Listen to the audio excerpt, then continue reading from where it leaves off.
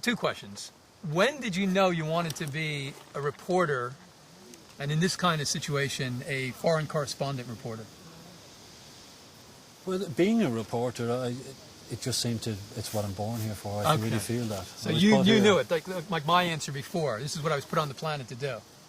Well, this is what I was put on the planet to do, yeah. Okay. And then, with regard to war corresponding, it developed. It just was a development that took place. In your experience... Would you like me to answer?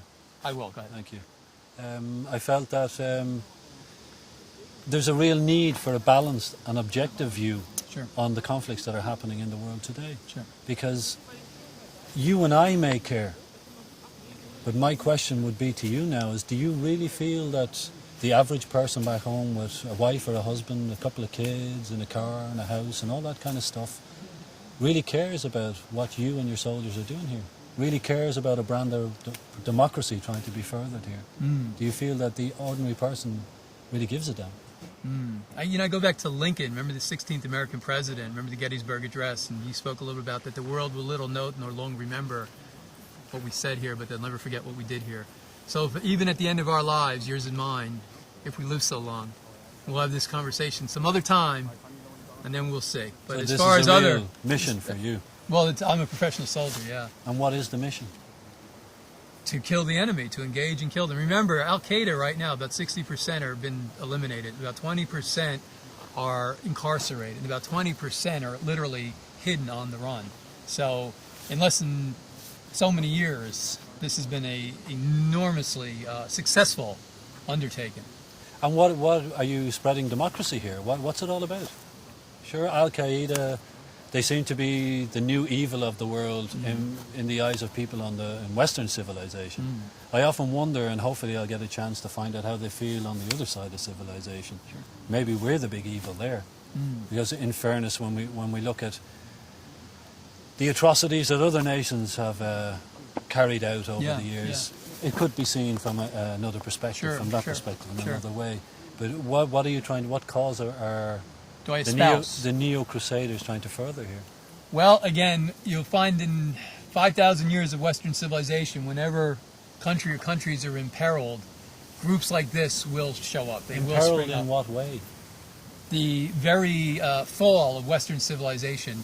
If you see the world like the doors with the hinges, the idea of taking the hinges off the door so that the world is economically damaged, so that there's a shrinking in Western civilization out of certain parts of the world, be that in the Middle East, be that in parts of the Pacific, etc. Certainly parts of Africa. You're convinced that the Western civilization is the right way to run a world, is the right how would one say it's... What's the alternative? Is that what you're...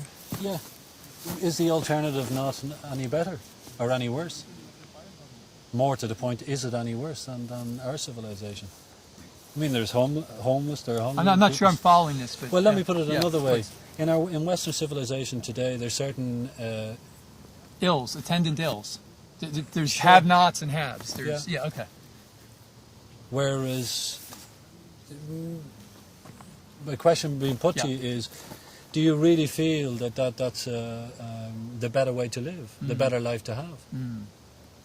Well, if I'm understanding your question, remember, 30 to 35,000 children every single day die from impure drinking water. They die in the favelas in Brazil. They die in Africa. They die in parts of Asia. Nothing to do, perhaps, with war or with strife or pestilence. Is Al-Qaeda responsible for this? Well, I'd have to answer that almost in two ways, or in two pieces. I'm of two minds, as the old bluesmen might say. The first is, I don't really give it a thought. It's just not in my echelons to give it too much of a consideration. I'm a man under arms, doing his task, doing, duty, honor, country. However, the second part of it, it's nice to know that in my heart, living an authentic life, win, lose, or draw.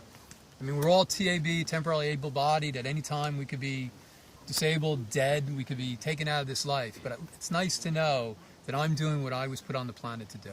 Without question. Well, you're not the person I would answer those questions. You're not really the, as far as I know, you're not really the one to discuss this with. You're being given an opportunity to sort of peek behind the curtain, but there is no old man there. There's no Wizard of Oz. There's nothing. There's just the Neocrusaders. And they take the missions that are given them, and, excuse me, sir. Yeah, go ahead. 5 minutes. All right. Very good. Doing a good job, Sir Martinez.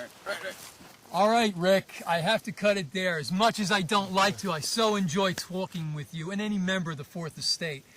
But I'll ask you to join me, and you can go to our briefing, shall we? I'd love to, yeah. All righty, Thank you very after much, you. It's my Lieutenant. pleasure.